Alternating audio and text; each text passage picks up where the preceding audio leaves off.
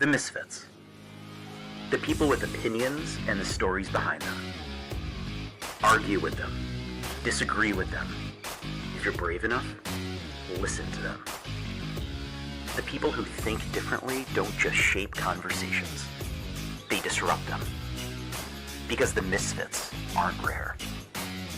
They're among us. This episode deals with some wild themes.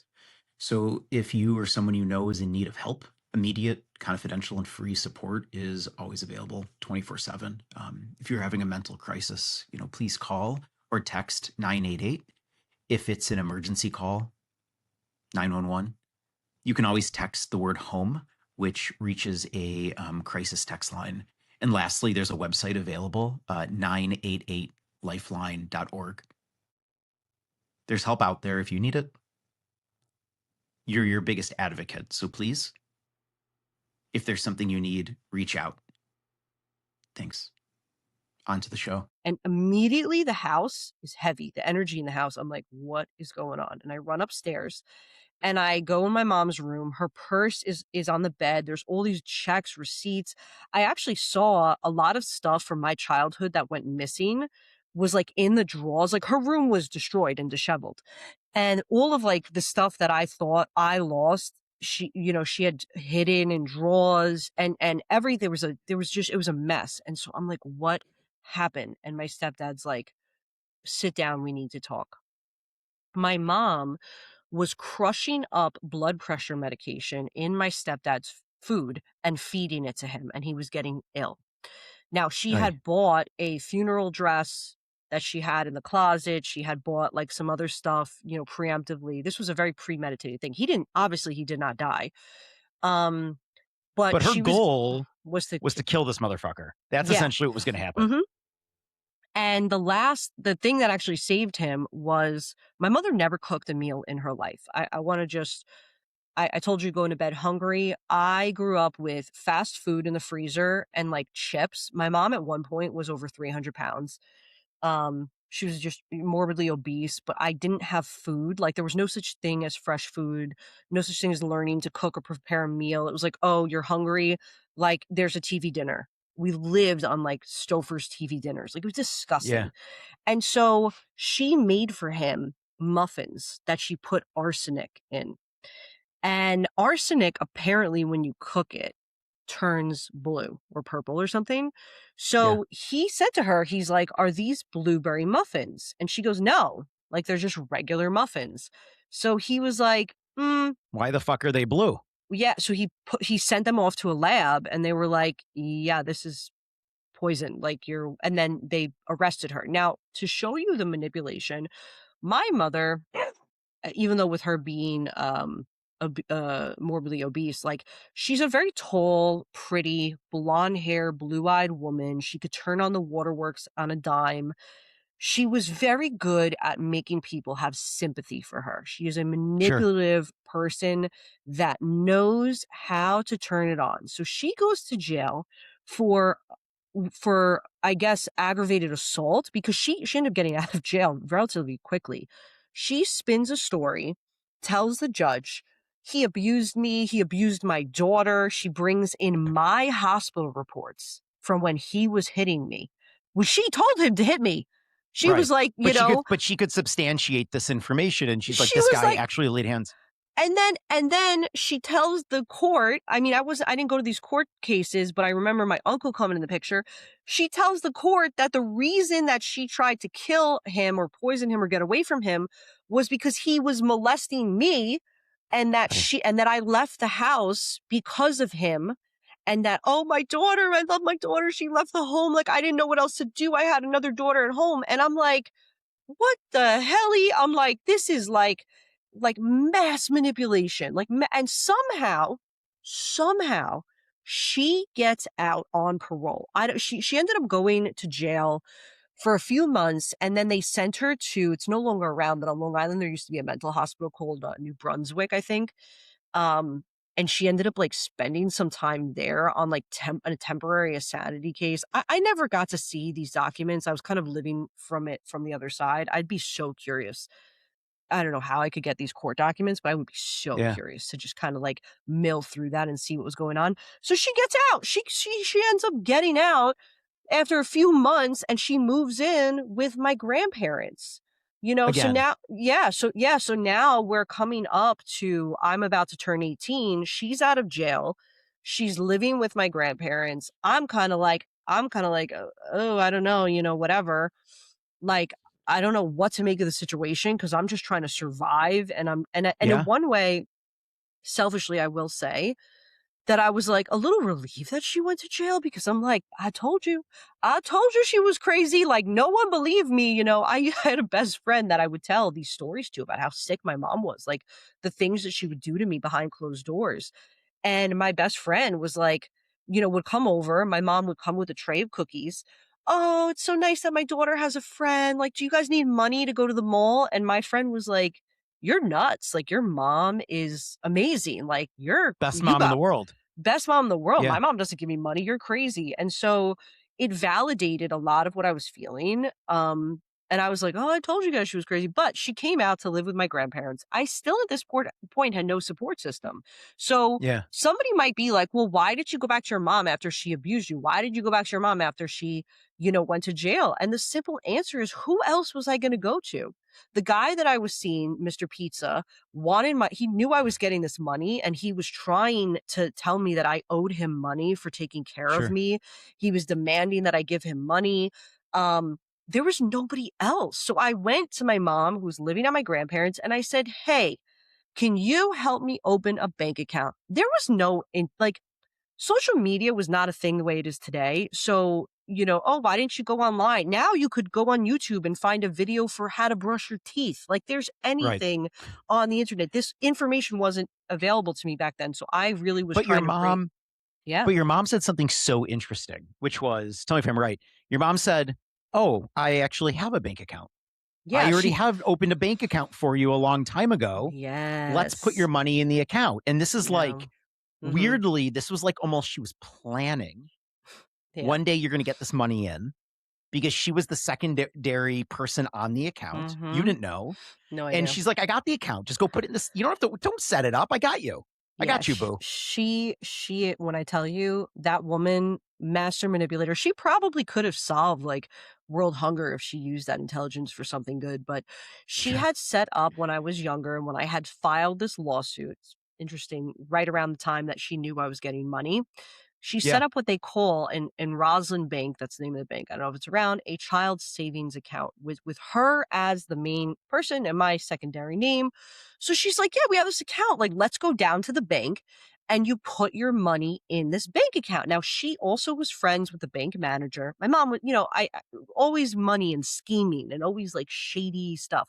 So so we put the money there. She sat with me at the bank, took everything, whatever. And they mailed the debit card to my grandparents' house at the time because I didn't have my new apartment address set up yet. I was still like trying to get my feet wet with everything. And she sat with me, and she also sat with me when I got my car. I had bought a car at that time. And she's like, I'll make the payments for you. Like, you just give me the money for the car. I'll make the payments since you don't know with checks and whatever. And I really didn't know. And I want to make something clear. A lot of people might be like, how could you trust this woman? Sometimes with family members, because they're family, we give them a million chances. And but it's your mom, it's your sister. She didn't really mean that. And that was me until it wasn't. And that's why I haven't spoken to her in 16 years, 15 years, whatever. Because you're young, you're impressionable. You don't want to believe that your family can hurt you that badly. You don't want to believe that people are that calculated and evil and manipulative. And we lie to ourselves about it. We want to say like, no, they didn't really mean it. Oh, but they sometimes they're good. And especially with bipolar, I'm not saying that all bipolars are this scheming and manipulative, but with that tendency or disorder, there are good moments. Like, there are really beautiful, good moments, My uncle, her brother, who was on drugs his whole life, we would, in holiday seasons, take him food to his home. He had a disgusting home with his 3 boys, and we would stock his fridge full of food. Him and his wife were on crack. Like, so there were those memories I learned from a young age, I was like, that's beautiful. I, to this day, volunteer so much of my life because as a kid, I saw my mom helping her brother bring food. So it's not like there's all bad. It's something like good. You're like, something good is in there. And I gotta find out what that something good is. Exactly. And so, so she set me up for failure, essentially. We put the money in the bank account. I got my car, I got my apartment, I quit my job, I enrolled in college. And a month goes by, we're now in January, and I go to take out my first month's rent. And there is $7.96 left in the account. I'm just going to go out on a limb. Not enough for rent. Not enough for rent. Not enough. I know the economy and inflation has changed quite a bit. Back then, but not enough. Not enough. And I was like, what happened? What happened? So now I go to my bank statements and now and then my car is trying to get towed because she wasn't making payments on my car. Yeah. And I'm like, what? I was sideswiped. Like somebody hit me with a truck. I'm like, what is going on? Like, where did this money go? And I find out she was taking the money. She was taking the money out of the account. Now, I obviously had such anger and such just fire in me. Yeah. And my grandmother was like, please do not call the police on her. She is on parole. If you call the police on her, she will go to jail for 5 years. I'm begging you. That is my daughter. Please do not prosecute her. And I didn't. Because you also had this love for your grandparents and you sat there, and it sounds like your mom, for all of her issues, got a lot of passes in her life. Too many. Lots of passes. Too many. But at this time, so you needed money. And I think this is a weird little turning point in your life. Oh, yeah. Right? And I wouldn't say that this is the precursor. So here's how I'm framing this. This is a precursor, I believe, to the darkest chapter of your life. This is when you're talking about sliding doors and you're like, look, a door could open. You can go one of two ways. The way that you went ended up being a way that you probably had to go at that point in time because you needed cash. But looking back, you're like, fuck, why did I go that way? Because it introduced a lot in your life. It introduced drugs. It introduced ways of getting money that didn't make sense. Mm-hmm. It introduced ways to meet men that you didn't want to meet. A lot of bad shit happened. So let's talk about how you ended up surviving now, because you needed money. Yeah. So I have this apartment. I quit my job. I have a car. And the apartment I got was below a guy that I worked with in the warehouse in situation. And so I told them what happened. I was like, dude, I have no money. Like, I don't know what to do. And they're like, well, our friend Barbie makes money in the gentlemen's clubs, in the strip clubs. She makes a ton of money. Like, she's driving around in a Benz. Like, you should totally do that. You could make the rent next week. And I'm like, oh, all right. Meanwhile, I've never worn high heels in my life. I've never been in a strip club. I have never done anything feminine in my life. I was still a tomboy at heart. I was still like this innocent kid who and I really do say, despite all of the abuse, I was a really naive kid. I was just like, oh, it can't be that bad. Like, I still believed that the people that I was going to end up with were going to care for me and that like there was still some hope in the world, probably to a fault. And so I was like, yeah, that like sounds good. I'll go to the strip club, like whatever. I'll try it. I don't care how bad it could be. And so I bought all the clothing, I bought the makeup, and I went to go work in a club. And I did in fact make the money I needed in the first like couple days. But I hated it. Like people putting your hands on you. And then I met like, it was just like really dark people and energy. And I was like, all right, I made my money and I like stopped working for a couple weeks, and I like reset. And I said, okay, I'm going to go to a different club the next month, And so I went to work at a different club, and that's where I met a group of men that I saw passing something under a table. I was on stage. They were below, I'm 18 at this point. They're in their late 30s, 40s. And I go up to them after I get off stage and I'm like, what do you got? And they're like, nothing. And I'm like, I know you got drugs. Like at this point, I was like, again, still rebellious, still curious. I'm introduced to things like I had no freedom in my life. So I'm like, I want to try this. Like this, what is this? And so it was Coke, obviously. And they're like, all right, you want like a bump? You want this? And I'm like, yeah. And they're like, we're going out to another club after this. You want to come with us? Like, and I'm like, hell yeah. Like, I want to party. Like, this sense of freedom. I'm like, I'm ready. You pair having male attention, which is something that women struggle with tremendously. So now I'm having male attention. I'm being validated in ways I was never validated before. And it's very sexually forward. And then, there's an element of like rebellion and like, cool, these guys have money and there's drugs. And so I remember I call up my grandparents' house where my mother was living. I give them the license plate. The guy drove a Hummer, they all have money. They just looked sharp and they're cool. And I'm 18 and I'm like, and I say, how bad could it be? I'm like, hey, I'm going with these 4 guys in their Hummer. This is the license plate. This is the names they gave me. If you don't hear from me tomorrow, it was a Saturday night. I was like, if you don't hear from me tomorrow by Sunday, 1:00, I need you to call the police and give them this information. Like I knew enough that you could die. Sure. These people could kill you. But I was like, fuck it. Like, I don't have anything to live for anyway. You're in New York. You've seen Law and Order. You know what can go down. I was like, you know what? I want to party. I'm like, I'm going to roll the dice. Like at that point, there's no perception of like, I just didn't care. I was like, dude, I just want to feel good. I want to party.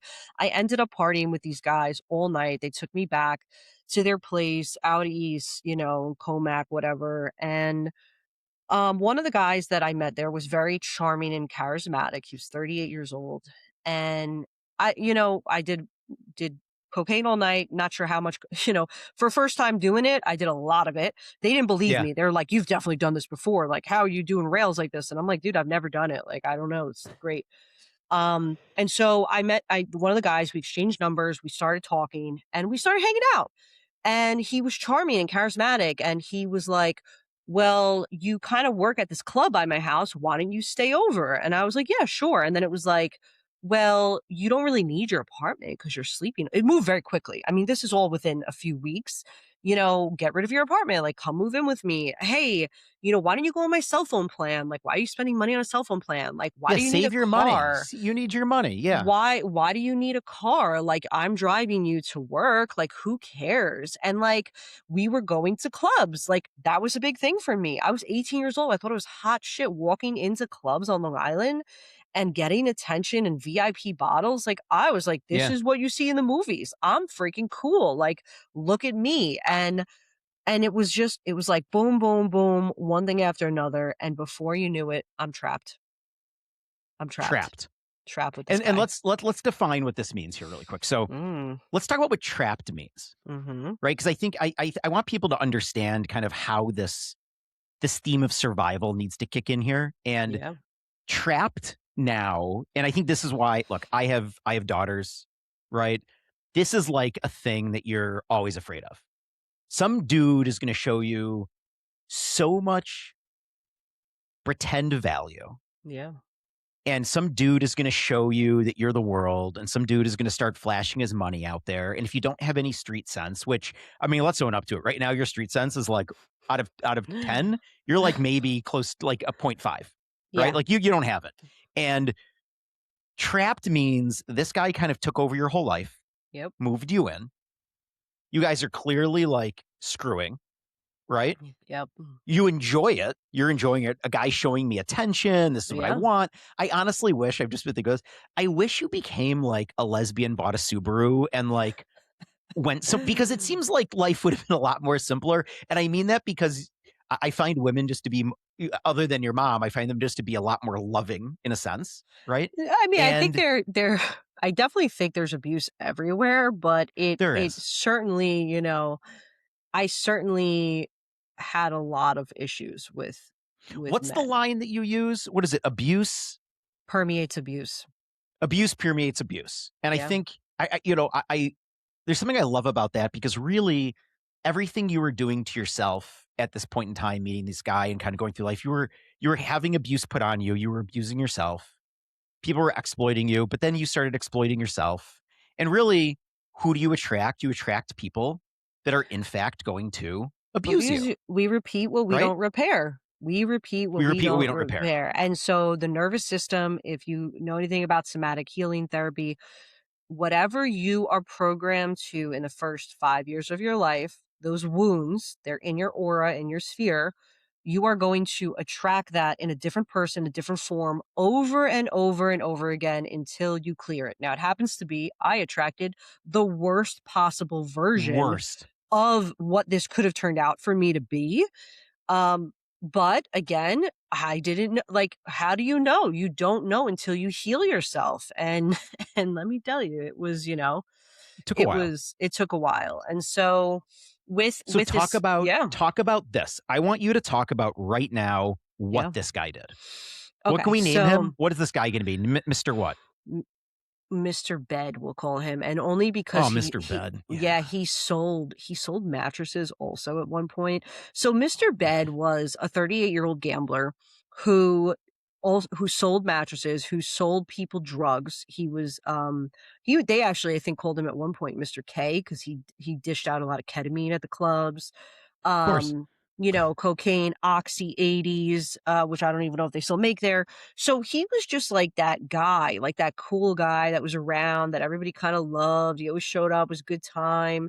Right. You loved him for the wrong reasons, but you kept him by. Yeah, absolutely. Yeah, you know, unproblematic. Yeah. And so he had basically taken over my life in what I thought was a very caring way. And it wasn't. It really just set the stage up for him to, you know, be able to control whatever I was going through.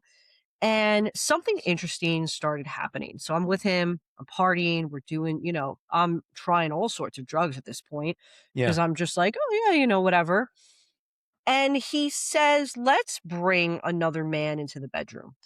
Okay. I'm 18 years old. And I'm like, yeah, all right, this guy loves me. Like, he cares about me. Like, no problem.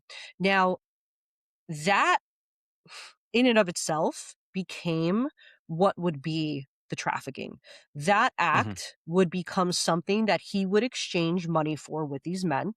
He would take me to different states, you know, and essentially pick up men and repeat this habit and pattern. And half of the time that I wasn't getting my ass kicked because he would beat, I mean, he talk about beatings. I lost a tooth because this dude beat the shit out of me so bad. I remember, and I don't know how graphic we'll get here because I don't want to scare your audience, but I will give you get the shit out of it. I think there's 4 people, so just scare the shit out of them.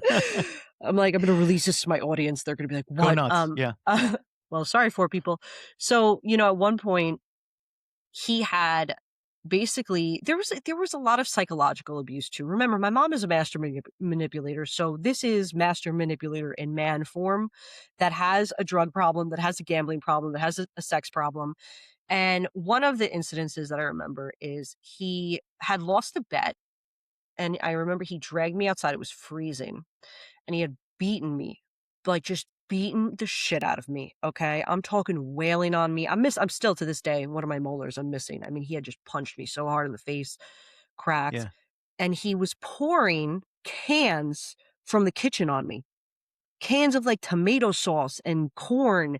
And he's like, you fucking whore. Like he was just the abusive verbiage, physical, and I couldn't even get up off the floor. It was I remember it was freezing, and the tomato sauce was freezing on my hair. I'm on the deck. It's icy outside. I could not even get up to crawl inside to get to the warmth. Like, I was so just there. And, you know, at some point, obviously, I get up, I come inside, I end up, you know, rinsing off and things like that. And I stayed because I didn't think I deserved any better.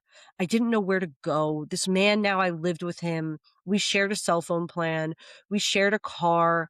There was nothing that I had out there. No identity. No identity existed No for identity. You. And there's nothing. No one I could call. There's nobody I could call. Who am I going to call? You know what I just thought of, and I feel that, like, I feel what's interesting, and I think that this happens a lot, right? You And we've talked about this. You end up getting attracted to what you know.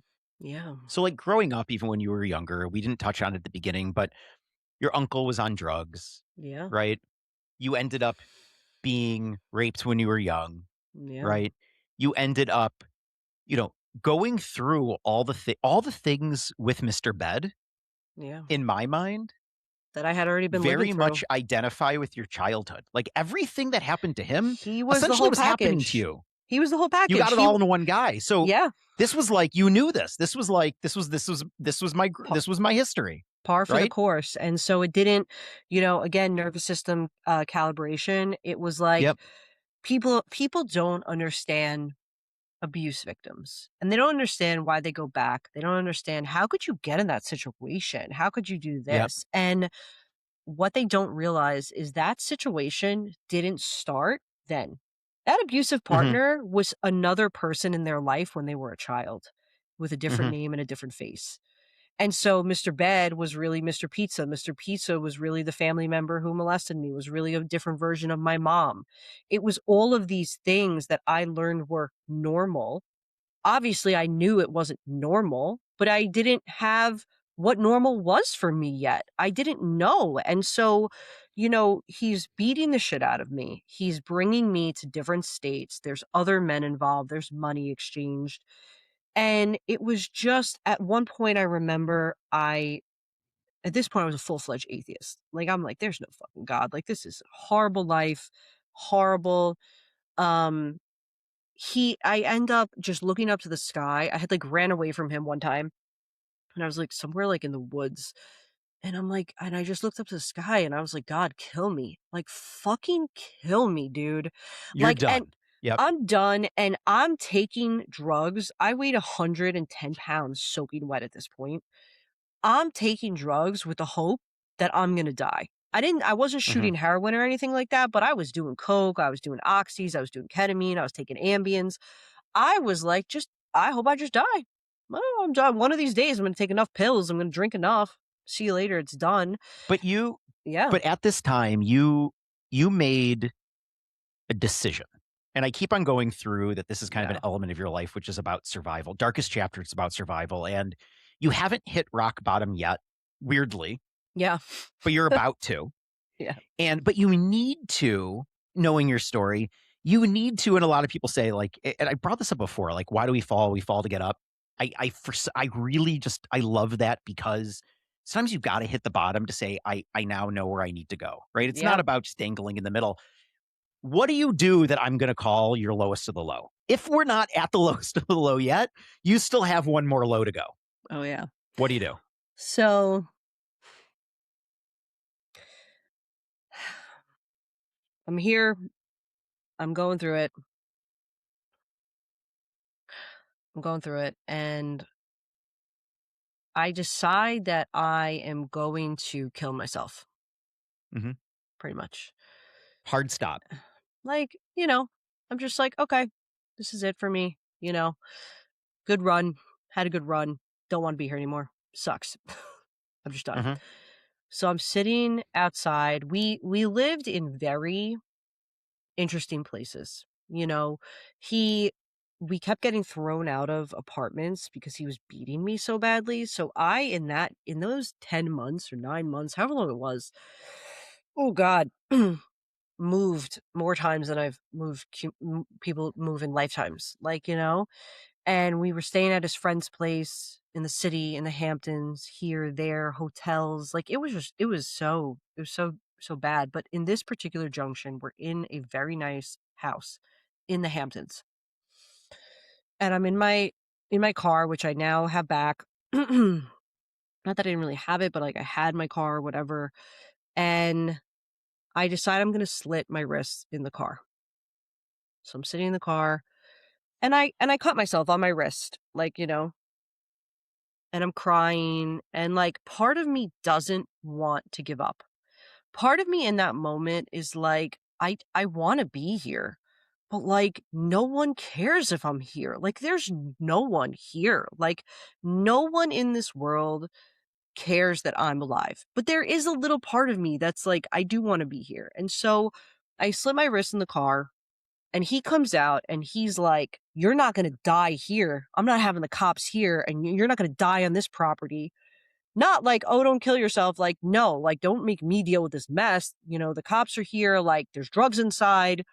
And so he calls the police. I'm like, I don't want I want to die in peace. Like, leave me alone. Leave me alone. Like, I don't want any of this. I end up driving away. The cops pull me over. They find me. They bandage me up. They escort me, ambulance, cop cars, to some hospital out east. The cuts were not deep enough that I needed surgery or anything like that. And they got me in. They put me in intake. She's sitting down. They're evaluating me. I guess I was probably there for a couple days, but they eventually get to the point where they do this like intake evaluation, and they're like, "What's going on?" And I'm like, I am not going to be here. Like, I don't want to be in this environment, in this like crazy place. So I tell them what's going on. I'm like, "Listen, I just needed to get away from this guy. Like, clearly you could see, I sold them. I don't know what story. I'm like, you could see I really didn't want to kill myself because I would have done it. And like, I was in an abusive relationship and I needed to get away from this guy. And like, just let me go." And they were like, "Well, we really don't have room for you here anyway, because the holidays is apparently a very big time when people kill themselves." And I must have convinced them my story, because they were like, "All right, do you have anybody that can pick you up? Like, who can pick you up? Like, get out of here. See you later." And I call the only person that I had in my phone, which was a stripper that I had met one other time. Her name was Michelle, interestingly enough, like my sister. And I call her up and I'm like, "Hey, I don't know if you remember me. Whatever." I told her my stage name because that's how she knew me by. And what was your stage name, by the way? Do you? Here's the thing. I don't know if I want to say, because there has been, not recently, because it's been a very long time since I was a dancer, but there was a time, like, I was out one time and somebody yelled it to see if it was me. Like, so I don't know if I want to, like, yeah. Okay, that's fair. We can keep there's secrets. there's enough detail here that, like, if the creepies that knew me back then are going to find it, like, they're going to find it, whatever. But let's just. It's okay. No. It's okay. We all need a couple secrets. It's okay. Well, go on. So Michelle.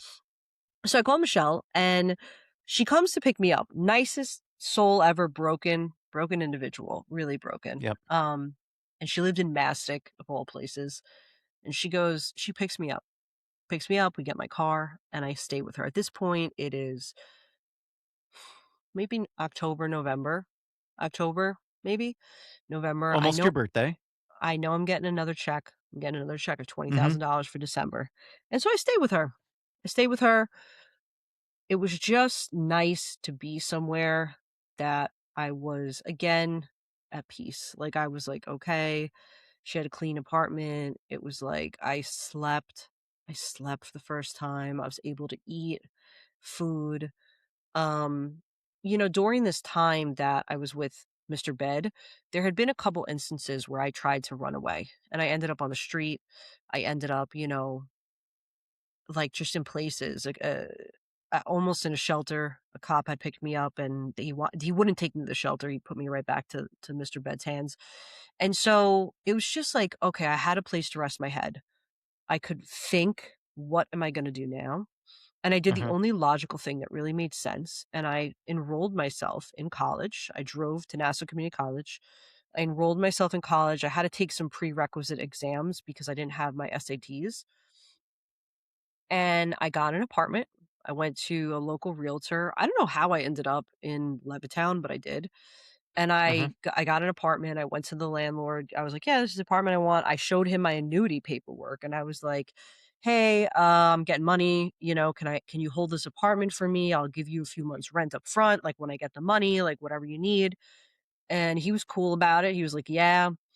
And I basically brushed myself off. I went back to college. I went back to school, not back to college, but I went back to school because it was the only thing that really grounded me and that I knew I was good at. And I knew that to me, it was like, okay, education makes sense because I was good at education. I was a very smart kid. I can't go wrong. I still want to be a lawyer. Like, let me just restart my life. Let's pretend whatever the fuck just happened. Let's brush ourselves off and we're going to start again. And that's what I did, It sounds like, so, I mean, for you, education has always been like a lifeline, right? Because maybe it's because in education, the only one you can ever rely on is yourself. You don't really need other people to be involved. Yeah. It's you're proving what you're going to do yourself. And this is where, I mean, let's just set the stage here. You're 19 now. Yeah. So like most people would assume you're like 50. Okay. I mean, you've lived, right? I mean, I hope they're watching this on like YouTube, or I hope they're watching one of the videos, because you're not some like haggard person, right? You're a gorgeous individual, right? You've got your life together now. And this all happened before you're 19. And look, if you turn on any movie or show about people that go through what you went through, either they don't make it to 19, or they grow up and they're living in a halfway house somewhere, and they have illegitimate children. It's the whole thing. So at this point in time, structure starts saving you in a way, right? You're in school, you know what's happening. Education became a stability for you. You're getting back on track, but we can't remove all the bad. No. Right? We can't remove all the bad. You need a little bad, because truthfully, there's no way you're doing a full 180. No. Right? You still got to keep a little bit in your life. So you meet a guy that I would also think we need to figure out a name for him. You're in school, you're doing all this great. We're going to call him Mr. Wonderful. What do you want to call him? Mr. Wonderful. Okay, Mr. Wonderful. Now, Mr. Wonderful was 52. Yeah. Okay. But I don't know if we can look at an age and say something's wrong with the age of an individual, because this guy, as weird as it was, really became a father figure to you that almost like helped you not get to where you are today, but at least kind of like moved you a little bit to the side of the track that you should be on. Do we agree? Yeah, I'll tell you, a lot of people like look at age gap relationships and they're like, ew. It's very common today, I think more so than it was back then, but they look at age gap relationships, and there is what I believe. I'm 36. I could never be with an 18-year-old or a 20-year-old or a 26-year-old, even somebody that is 30, which is pretty okay. Okay. Yeah. I personally, but a lot has to do with my life experience. Obviously, you could see that. 100%. I'm just like, oh, I don't know. So like, we're going to call it what it was. He was a very rich, successful, larger than life attorney. Okay. He had gotten divorced, and I was this young, hot thing that was just there.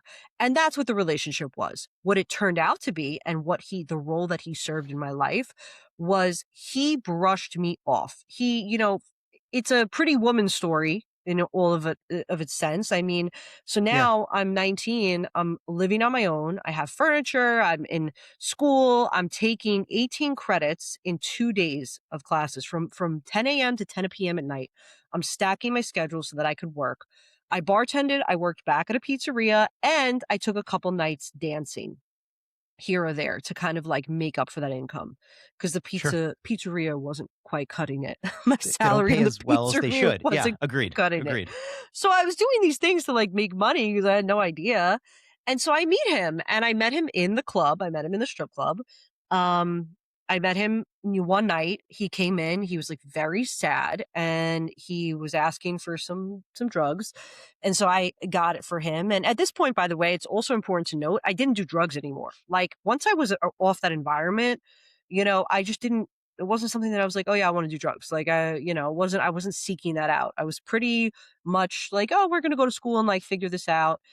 I did some ecstasy because I was still partying. I was still going to EDM parties. It was fun, but we'll get there. And so I got him the cocaine. I met him. He hands me his business card. At this point, I had taken in my cousin. Remember my uncle who's a crackhead? So he's still a crackhead at this point in the story. And I take in my cousin, my middle cousin. I had 3 boy cousins, to finish school because my uncle and aunt were moving down south. So I said, you could live with me.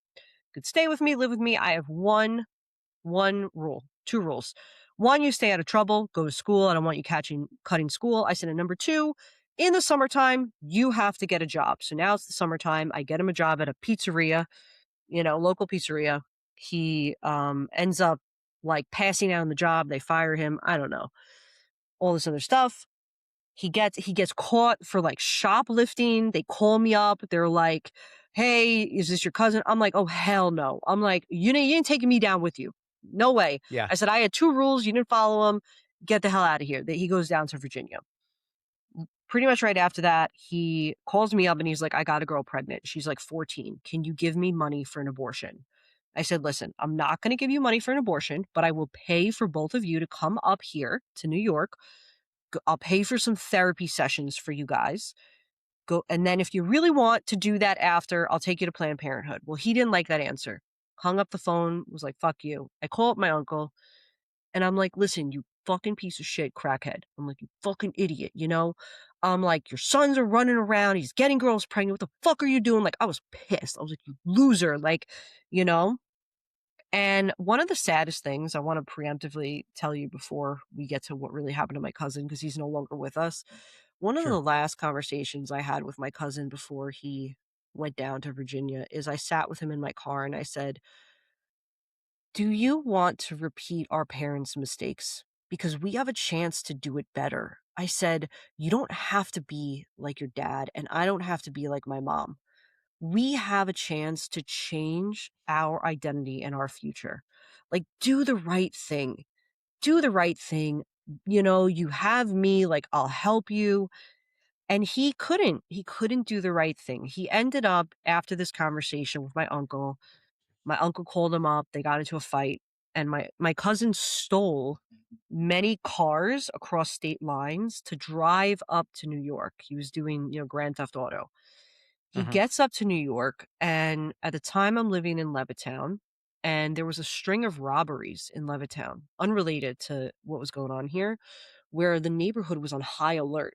Like, everybody was like, "What?" They didn't catch them, and the people were getting broken into. So I'm out getting my hair done, and my cousin makes it up to New York. He's pissed. He's pissed that I didn't give him money for the abortion. He's pissed that I told his dad what was up. And he and his friend took a bunch of like knives, ski mask. I think they had an unregistered gun with them. And in the middle of the day, they tried to break into my house in Levittown, my apartment. And they had crawled in the crawl space of my apartment. Now, the neighbors saw this and they called the police immediately. I get a call. I'm at the salon. They're like, "You got to come here. Like, we found 2 people hiding in your crawl space. He says he lives here. We're not getting that picture. He's got weapons with him. He's got a ski mask. Like, there's fingerprints all over." So I come there and I'm like, "Dude, what, like, I don't want to see him. Get him the hell out." The cop is like, "Listen, he was probably going to kill you. Like, he was hiding in your crawl space with his friend. They had weapons. Yeah.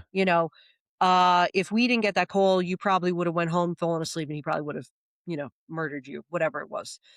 And Yeah. I was like, "Okay, take him away. I don't even want to see him. Like, get him out." Now he ended up going to jail for quite some time because of the Grand Theft Auto on multi-state lines. He tried to kill himself in jail. They let him out on a psych parole.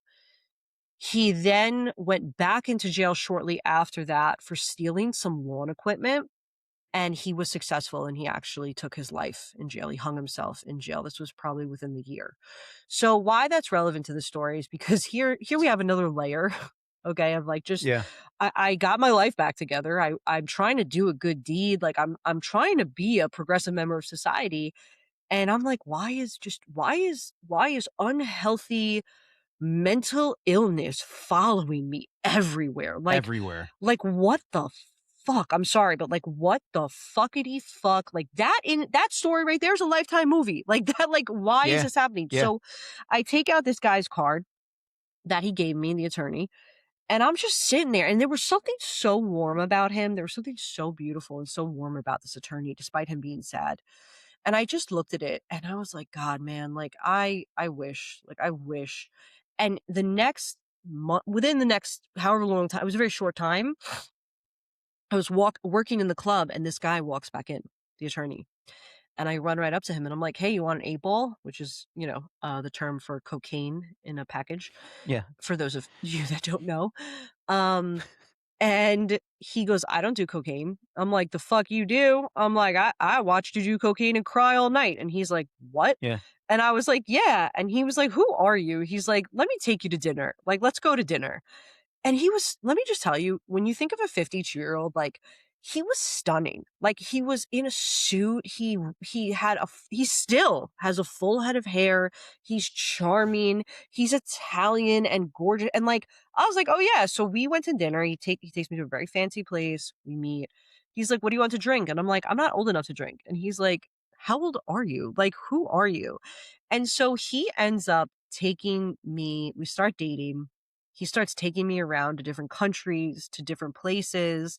He buys me clothes. He's like, listen, we got to get you out of the strip club. Like, you need start bartending. I'm going to help you pay for college. I'll pay for your college books. I'll pay for your next semester, and he was like, in a way, a savior, right? And he was fulfilling the father role that I never had. So I was okay with the age. It wasn't weird to me. I was like, somebody I think who grows up with a father is not going to date a 52-year-old man when they're 19. Like, they're going to be like, this is too old for me. But for me, I didn't have any baseline. So I was like, who cares? And he just started like cleaning up my life. But, and I say, but a lot of people, of people, hold that but. A lot of people would sit there and a lot of people would be like, this is so fucked up still. But I think what people need to do is realize that you need to really look at your life through a lens that isn't our own. I can't look at everything you did through. I would pass so much judgment on you. And that's not me. But I would sit there and be like, are you fucking kidding me? This. And the way you met this 52-year-old guy, it almost seems like this was one of those weird moments where you couldn't be with somebody who was perfect. You needed to be with somebody who existed and played in some of the worlds that you played in, but also had enough existence in other places that you could be like, that's where I want to get to. Yeah. And it seems like that's what this guy did. He kind of, the goal was to try to clean you up a little bit, but not try to, but this wasn't like an overnight change, right? This was like yes, you're still doing some of this stuff, but we got to pull you over. Is that correct? So, here's the thing. I wanted to be an attorney. He was a very successful attorney. He was out of a marriage, a very long marriage. He had 3 kids that were close. I think his oldest daughter was only 6 years younger than me. Sure. And I say, but he had his own issues. He was, interestingly enough, he's a bipolar. He's still a bipolar to this day. So, but he was a functioning one. He was doing drugs. He was sleeping around with many women. And so I was benefiting from the relationship in all the ways that he was fixing things. He was introducing me to a lifestyle that I wanted for myself. I mean, we would have dinners with Andrew Cuomo. Like, these are the type of people that we were hanging out with. So I was like, this is the life. I want this. I want money. I want success. I want this for myself, and I'm going to get it. And he showed me people he had a 40-foot boat, and like, we went, on other people's boats and yachts and private flights and islands. And I was like, oh, I like this. Whatever this is, I want it. And so it gave me a taste of a life that I didn't know existed. Up until this point, it's funny because he lived, I don't want to give too much information, like, God forbid he tries to. No, totally. But he lived in a neighborhood that was close enough. Like, I didn't know people lived on the water. I didn't know people lived like this. Like, I grew up so simply in my grandparents' house. I grew up so minimalistically, I didn't know that people had lives like this. I didn't know you could be rich like this. Like, I never really, put 2 and 2 together with what you see in rap stars and TV, that people are living in generational wealth and they go to private schools and they have homes and real estate.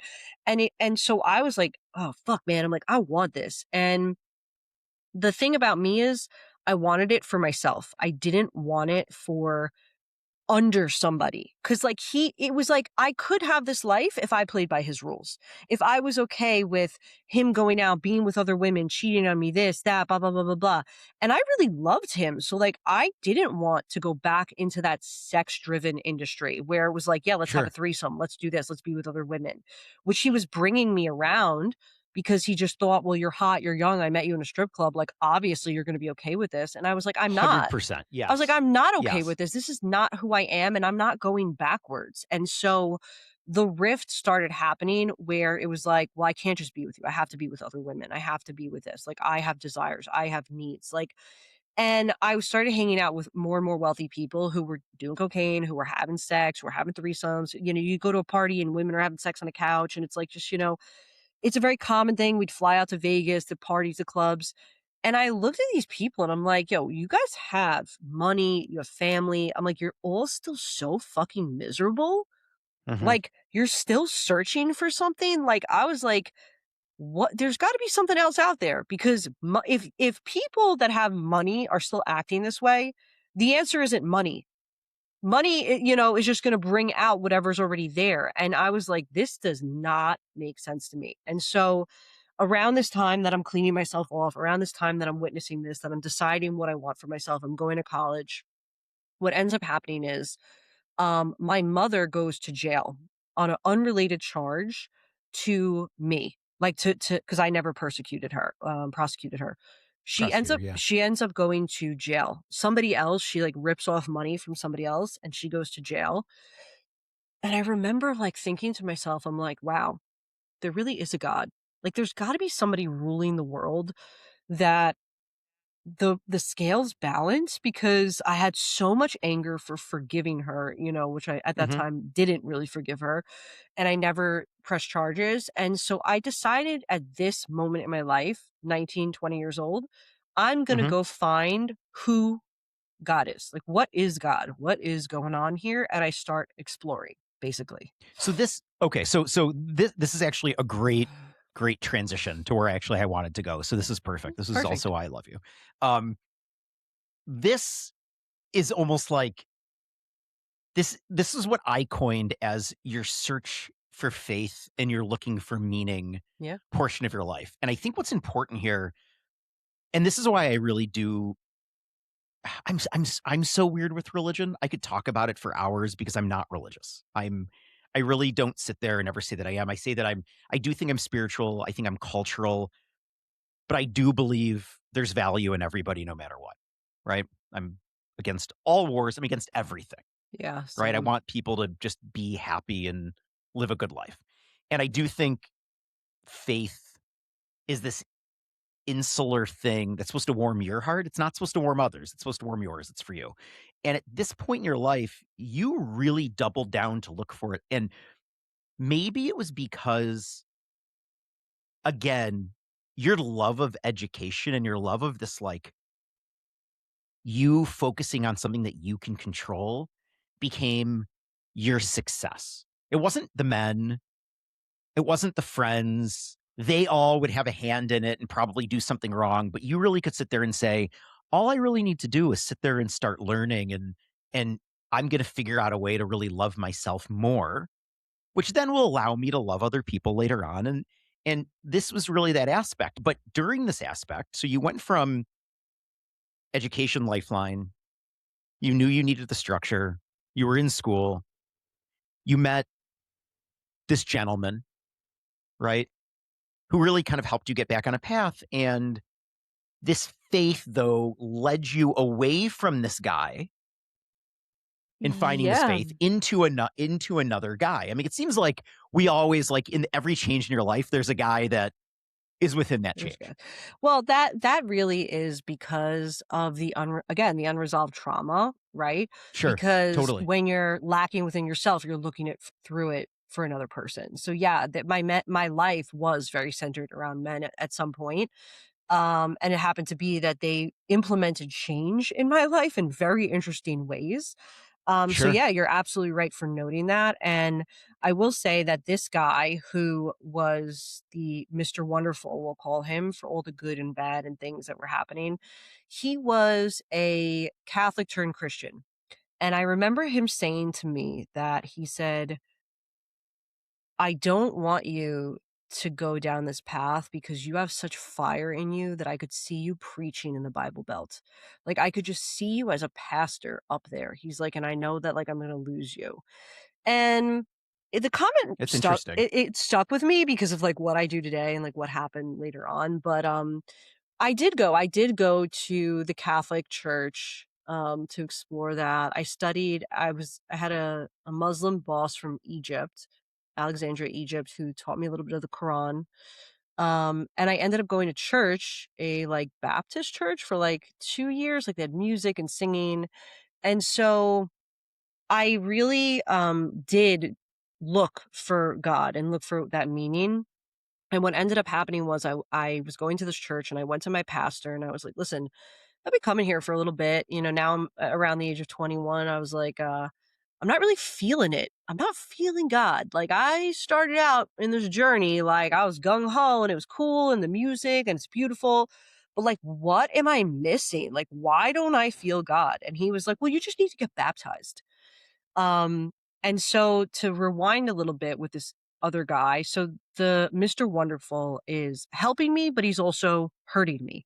He's helping me, he's still partying, other women, you know, so I'm not getting it would have been nice if this was like a Richard Gere situation and I was like, Totally. I met Mr. Wonderful and he just wanted to altruistically save me and then my life is over and I lived happily ever after. Nope, not what happened. You know, the integration, we'll call it, or the lack thereof, was still very prevalent for me in that I love this man, he was helping me, but he was still partying, doing drugs, seeing other women, and I didn't want that in my life. And so I started seeing another man who was younger. He was 33. I was still, you know, 20 at the time. And I was seeing both of them and they both knew about each other and they kind of, you know, didn't care. At least he didn't, Mr. Wonderful didn't care because it gave him a distraction that he could go off and do whatever he wanted. Sure. And so me and this young guy are getting closer and he's like, listen, I want to marry you. Like, I don't want you seeing this old guy, this crusty old guy. Like, it's weird. Let's call him. So he's Mr. Stallion. He's Italian. The Italian Let's call him stallion. Mr. Stallion. Go on. Tell me about Mr. Stallion. They're both Italian, but yes, he was handsome and good looking. He worked in insurance. And he's like, I want to marry you. And the relationship was not healthy. Like I was not a healthy person at this point. You know, yes, I'm changing the physical. I'm in school. I'm not doing drugs. I'm moving along. I'm chugging along in life. I'm trying to find God. But that's you have to heal. And this is what some of the things that I teach is that you have to heal all 4 levels of your being. And that is the mental, the emotional, the body, and the spirit. And you got to see like all 4 of those things. So I'm healing the physical, but my, you know, emotions are still at play. I still have a lot of unresolved trauma. There's still things that are, you know, that are generating issues. I'm generating issues, you know, the fact that I'm with 2 guys, the fact that whatever, I'm searching, I'm like looking.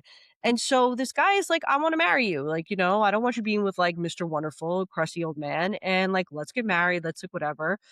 And you have to ask yourself, like, what was broken in him that he was okay with the situation? And what was broken in me that I was like, you know, continuing this. And so we agreed to get married. We planned our wedding. We, you know, had everything booked, like the date. His family did not like me. Like his family was like, why are you with this girl that's with a 52-year-old? Like what, you know, like who, Totally. like what? Like they were just not having it at all. They didn't But know they me. were, yeah. They were they were Catholic. Oh yeah. Right. Yeah. And you doubled down on Catholicism specifically with him. And well, right? Christianity. And yeah. Christianity. And I think what's important here is the underlining story through all of this has always been you've again gravitated towards education and religion. And for whatever good or bad, you know, Mr. Stallion did, you learned a lot about Christianity and the faith. You learned a lot about Catholicism. You learned about the faith, what you like, what you don't like. But it's something that you, up until what's about to happen, you were like, this is it. I get it. I found faith. I don't totally understand it. Maybe I'll get baptized. That's clearly the trick. The trick to have God, if you're not baptized, you get baptized, then you get God. Right? I mean, that's what I was sold. That's what I was told. That's what I was, you know. That's how it works. I was like, it's that sold easy. that. But then something crazy happened at this point in time. And this is, you're looking for meaning, and randomly your grandma your grandfather's passed away at this point in time, right? Yeah. Okay. And your grandma lives in a nursing home. Yeah, this is my mom. My mom's mom. Yeah. Your mom's mom. Your biological grandma. Yeah. We're gonna call it for all intents and purposes. And you randomly go visit her in the nursing home, and you see this guy in the nursing home, talking to all these old ladybirds. Yeah. And a number of them were Jewish. And he ended up being a Jewish cantor, which, just so people understand what that is, in Judaism, you have a rabbi and a cantor that kind of like run your synagogue or your temple. And the cantor is really in charge of singing and has this boisterous voice and really and the rabbi is there to do the sermons and kind of talk through everything. And they partner to kind of take you through whatever Judaism is happening that day or that week at a synagogue. And you saw this Jewish cantor guy, and just so we can set things straight, you didn't date him. You didn't date the cantor. You were engaged to Mr. Stallion. Yeah. But you and the cantor had a really deep conversation, which you didn't expect to have.